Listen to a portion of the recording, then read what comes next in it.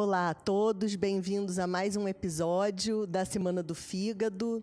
Aqui é o grupo da Radiologia. Meu nome é Daniela Parente, eu estou aqui com as minhas queridas amigas e sensacionais, Luísa Labruni, Tatiana Barbaça e Viviane Amorim. E a gente vai contar um pouquinho para vocês sobre as armadilhas do diagnóstico por imagem do fígado, o que o hepatologista precisa saber. Então, vamos começar. Primeiro, a gente vai falar sobre o timing do contraste na fase arterial. Vivi, quer comentar? Posso comentar sim, Dani. Então, a fase do contraste, né, durante o estudo dinâmico do fígado, na avaliação das lesões hepáticas, é essencial. É essencial que ela seja adequada.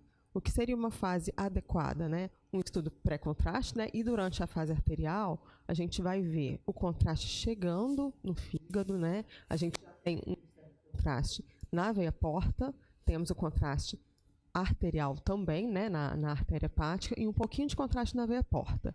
Nós não teremos o contraste nas veias hepáticas, tá? E nesse caso, ali já é a fase portal, que a Dani está apontando, onde o fígado já está mais contrastado, né? Lembrando que a vascularização hepática é predominantemente pelo fluxo portal, tá? E as lesões hepáticas, como o CHC, têm um fluxo predominantemente arterial. Por isso, a fase arterial adequada é muito importante. Quando a gente faz o estudo com contraste, e a gente adquire um estudo... uma angiotomografia, por exemplo, seria uma fase arterial muito precoce, onde não tem contraste na fase portal. O contraste ideal para avaliação de lesões hepáticas seria uma fase arterial que a gente chama um pouquinho tardia, que é em torno de 30 segundos após a administração do contraste, que é quando já tem esse contraste na veia porta. Maravilha. Aí a gente tem um exemplo, né? Pode perguntar quais são os problemas que a gente encontra se a gente tiver uma fase arterial que não está num timing bom. Isso. Aí a gente vê, né, nessas imagens aí, exemplificadas, a gente observa uma fase arterial um pouco mais tardia do que que o ideal, onde já tem contraste nas veias hepáticas, então já seria como se fosse uma fase portal, né? Não seria exatamente uma fase arterial.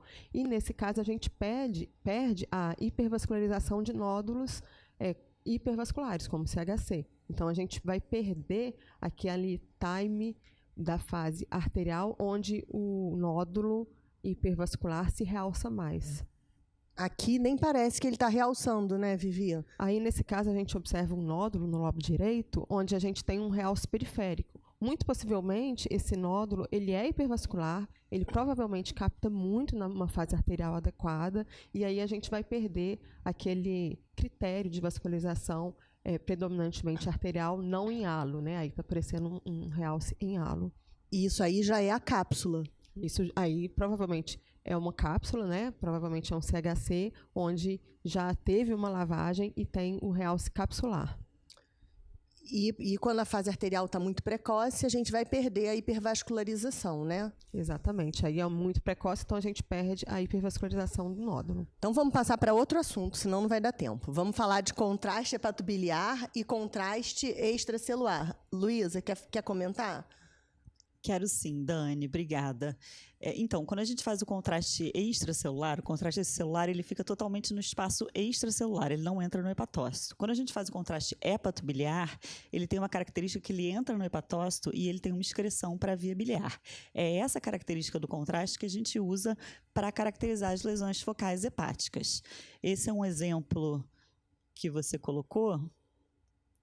Isso, a gente vê uma fase arterial boa, uma fase portal boa, e aquela lesão que não estava captando, olha aqui como ela tem um hiperrealce arterial super lindo e maravilhoso. E aí, na fase portal, ela faz aquela cápsula, né? Lavagem é quando fica hipo em relação ao parênquima adjacente. Então, aqui acho que não dá para caracterizar a lavagem. Então, vamos passar para o próximo caso. O próximo assunto é contraste hepatobiliar e contraste extracelular. Lu, conta pra gente como que funciona, por favor. Conto, Dani, obrigada. Então, a diferença quando a gente administra um contraste extracelular para quando a gente administra um contraste hepatobiliar é que o contraste extracelular ele ocupa todo o espaço extracelular e ele não tem um componente intracelular dentro do hepatócito, que é o que acontece com o contraste hepatobiliar. O contraste hepatobiliar, parte dele entra no hepatócito e é excretado para a via biliar. E é esse comportamento do meio de contraste que a gente vai usar para caracterizar as lesões focais hepáticas. Então, por exemplo, esse é um caso de um estudo feito com contraste hepatobiliar, que a gente consegue ver na linha de cima uma fase arterial bem feita, né, onde a gente tem a artéria hepática bem opacificada, a veia hepática, a veia porta começando a ser opacificada, e um achado hipervascular com hiperrálcia arterial no lobo direito hepático. Embaixo é uma fase portal, tá? Que a gente vê o fígado melhor opacificado, veia porta opacificada, e esse achado que agora apresenta uma cápsula e possivelmente uma lavagem, não sei se dá para caracterizar bem uma lavagem aí nessa fase portal. Passando para a próxima, agora a gente já tem uma fase de transição e uma fase hepatobiliar. Na fase de transição, a gente tem que entender que a fase de transição ela é uma transição entre uma fase hepatobiliar e uma fase portal. Então, nessa fase, a gente tem informação do contraste ainda no espaço intravascular e no espaço extracelular, mas a gente também já tem informação do contraste dentro do hepatócito. Então, é uma fase que a gente não consegue valorizar da mesma forma que a gente valorizaria uma fase de equilíbrio num estudo com contraste extracelular. Então, nessa fase, a gente não consegue valorizar um achado de lavagem. Então, embora pareça que tenha uma lavagem aí na fase de transição, essa lavagem não pode ser caracterizada. Na linha de baixo, claro, né, Lu? Porque o fígado todo vai ficando mais contrastado, mais branco, porque o contraste entrou para dentro do hepatócito. Então, todo o fígado está branco e não necessariamente a lesão lavou, não é isso que você quer dizer? Exatamente, perfeito. Na terceira linha, na segunda linha, a gente já consegue ver agora sim o fígado bem branco, que é a fase hepatobiliar realmente, que é onde a gente vê a concentração máxima do contraste dentro do hepatócito. Então, agora sim, a gente tem só aquela informação do contraste dentro do hepatócito e aonde não pega contraste é onde não tem hepatócito sadio. Então, nesse caso, é uma lesão que não lava, mas que tem cápsula na fase portal, mas que tem hiporreálcia arterial com hipervascularização na fase arterial. Então, deve ser um CHC, mas a gente não consegue dizer por esse exame, pela falta da fase tardia, né, de equilíbrio, a gente não consegue chamar isso de Lirades 5. A gente vai chamar isso de Lirades 4. Então, isso pode ser uma limitação, às vezes, né, Lu, na caracterização de CHC. Quando você está usando o contraste hepatobiliar, você pode deixar de ter essa caracterização se é uma lesão que só lava na fase... Exatamente. A lavagem é um critério maior, né, para a gente caracterizar o CHC de acordo com o Lirades. Então, se você perde essa informação, você está deixando de ter uma informação maior para você ter uma informação que é auxiliar, que é o hiporreálce na fase hepatobiliar. Isso. E aí, vamos só lembrar que o contraste hepatobiliar ele pode fornecer alguns fatores prognósticos. Então, a gente consegue avaliar a função hepática, a gente vê ele bem branco, o fígado bem branco, a via biliar excretando o contraste, e a gente pode caracterizar essa função hepática como boa. E fatores prognósticos, tipo invasão microvascular, ruptura de cápsula, quanto que impregna de Primovisc ou não, são todos fatores prognósticos do CHC que podem ser bacanas. E uma coisa que eu acho que o hepatologista tem que ter em mente ao solicitar um exame com contraste hepatobiliar é a função hepática do paciente. Se o paciente tem uma função hepática mais comprometida, uma bilirrubina, acho que acima de 2, acima de 3, um ensaio de C. Isso. A gente pode não ter uma fase hepatobiliar adequada, excreção de contraste, isso pode ser um limitante a esse exame. Exatamente. Então, só para comparar aqui o contraste extracelular com o hepatobiliar, a dose do extracelular é maior do que do hepatobiliar e, às vezes, isso vai fazer com que a gente detecte melhor o hiperreálce na fase arterial. O contraste hepatobiliar ele pode ter artefato de dispneia transitória na fase arterial, que também vai limitar o nosso exame, o extracelular não. E a lavagem no extracelular a gente pode caracterizar na fase portal e na fase de equilíbrio, e na hepatocelular só na fase portal. Então, para diagnóstico, o melhor é o contraste extracelular. O hepatobiliar ele vai dar fatores prognósticos. Então, vamos falar um pouquinho de hemangioma, usar ou não usar contraste hepatobiliar. Quem quer falar esse caso? Eu conheço esse caso, posso comentar. Aqui é um primeiro estudo, é um estudo com contraste extracelular, onde a gente identifica um hemangioma muito típico, né? É um achado com alto sinal no T2, que apresenta esse realce periférico globuliforme que vai enchendo nas fases mais tardias. O hemangioma bem típico.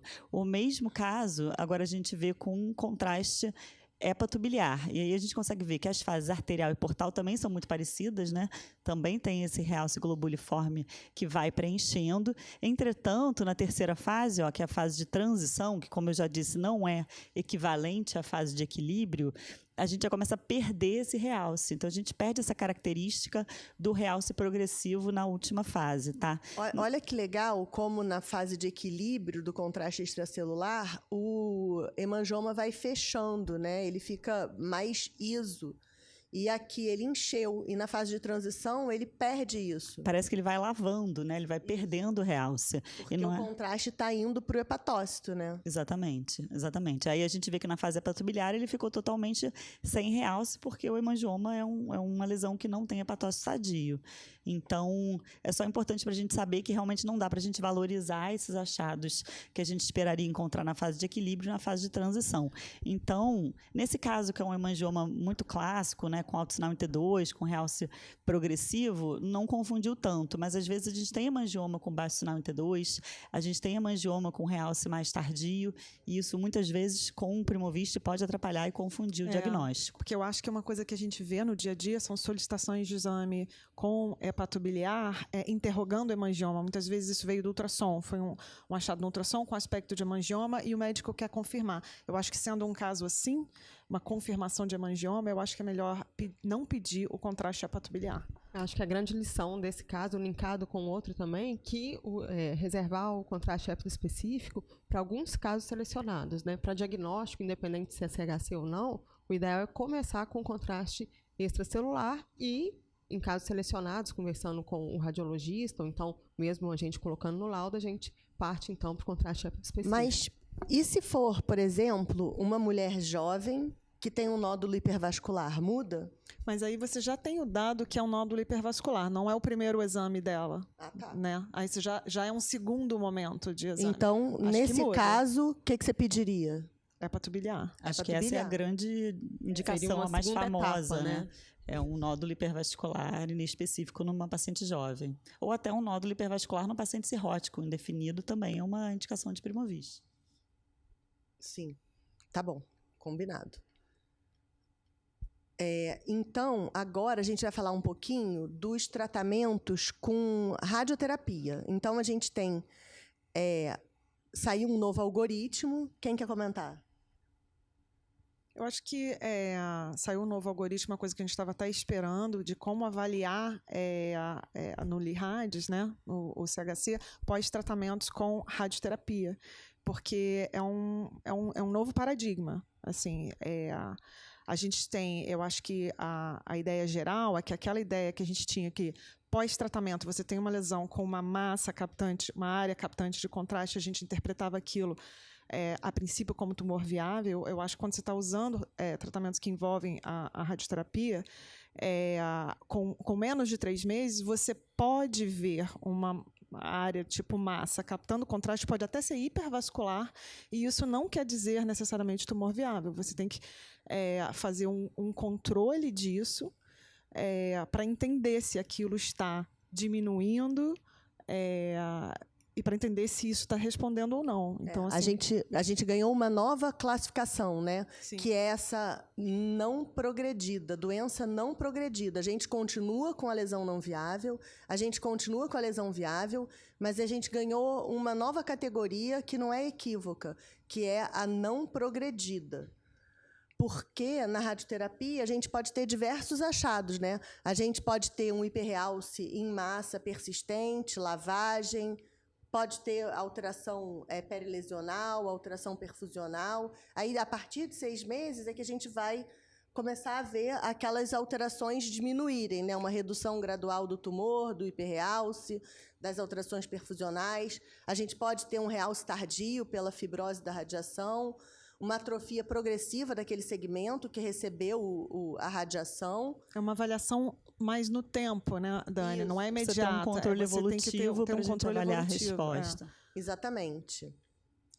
Então, aqui a gente tem um exemplo. Vivi, quer mostrar esse caso? Sim, esse caso na verdade, era um colangiocarcinoma, né, pelo que eu me lembro, e era um tumor pós-tratamento, pós a radioembolização, né? Esse é antes. Isso. Esse aí já era o tumor primário, né, a primeira ressonância, em onde a gente observava uma lesão infiltrativa ali no segmento 4, tá? Com dilatação biliar dilatação montante. biliar, Olha aqui, olha, uma lesão bem cinza. feinha. Pode passar. Aqui é a fase do contraste. E com restrição à difusão bem típica de colangiocarcinoma, né? Essa periférica. É, uma restrição em alvo. Aí ele fez a radioembolização, e aí o primeiro controle, né, após 3 meses, onde a gente observa uma lesão. Persiste uma lesão, né, na verdade. Não necessariamente uma lesão viável. Uma área de realce irregular pelo contraste, uma área feia, contínua dilatação da via biliar montante, com realce periférico, realces internos, né, hipervasculares, onde a gente não consegue caracterizar nem progressão, né, e nem não viabilidade. Então, a gente colocaria esse exame como não progredido, um exame muito precoce. Para quem não conhece, né, para quem não sabe essa nossa nova classificação, dá muito medo, né? A gente olha isso e parece meio assustador, assim. Então a gente tem que na saber verdade, que é uma lesão muito feia, né? Então, mas no primeiro momento a gente não pode caracterizar Isso. como progressão. Lembrando que a radioterapia, ela tem efeito ao longo do tempo, né? Então, se não progrediu, já é bom. Pode ser que ainda vá responder. E aí, ele fez o controle 6 meses depois do tratamento. A lesão deu uma reduzida, né, de tamanho, mas mesmo assim persistem áreas levemente hiperintensas ali em T2, umas áreas que se realçam perifericamente, né? E a gente já consegue ver a redução da hipervascularização ao redor, né, daquela alteração perfusional, e a gente já vê uma redução desse segmento, né? Mas uma coisa chamou a nossa atenção. E, na verdade, chamou a atenção dentro dos critérios auxiliares que a gente pode usar, né? Que surgiram ou aumentaram áreas de restrição à difusão. A Dani está mostrando aí a difusão e aí o mapa de ADC, mostrando restrição. Acho que no T2, não sei se no T2 também aumentou a área hiperintensa no T2, que são os 2 critérios auxiliares que a gente pode usar para caracterizar a progressão se eles forem ali na área da doença tratada. Então, aí com 9 meses, né, Dani? Daí a gente caracterizou a lesão viável. E com 9 meses, então, surgiu... ficou bem evidente a lesão, mas aqui eu queria mostrar que surgiu uma nova lesão, né? Então, aí, inequivocamente, a doença progrediu. Mas ela progrediu no leito também. Eu achei que eu tinha botado, mas acho que a gente tirou. Acho que é importante a gente falar da diferenciação do adenoma e da hiperplasia no contraste hepatobiliar. Lu, quer falar? Quero. Esse primeiro caso é um caso bem típico, né? A gente tem 2 achados com hiperrealce arterial no fígado, né? Um no lobo direito, outro no lobo esquerdo. Os 2 achados não apresentam lavagem, são 2 achados muito parecidos. Mas quando a gente administra o contraste hepatobiliar e faz a fase mais tardia hepatobiliar, a gente vê que o achado do lobo esquerdo teve um hiperrealce arterial, mostrando que ele é formado por hepatócitos sadios, que é a hiperplasia nodular focal. E o achado do lobo direito apresenta um hiporrealce hepatobiliar, porque o adenoma, apesar de ele também ser formado por hepatócitos, eles são hepatócitos que não têm ou têm menos receptores de membrana que puxam o contraste hepatobiliar para dentro do hepatócito. Então, nesse caso, a lesão do lobo direito era um adenoma e a lesão do lobo esquerdo era uma hiperplasia nodular focal. Esse é o aspecto típico que a gente espera encontrar, é a indicação mais famosa, né, do contraste hepatobiliar. Então, se tiver uma lesão com hiperrealce arterial, hipervascular, podem pedir o contraste hepatobiliar, que, na maioria das vezes, é isso que vai acontecer, e a gente vai caracterizar como adenoma ou como hiperplasia com bastante certeza.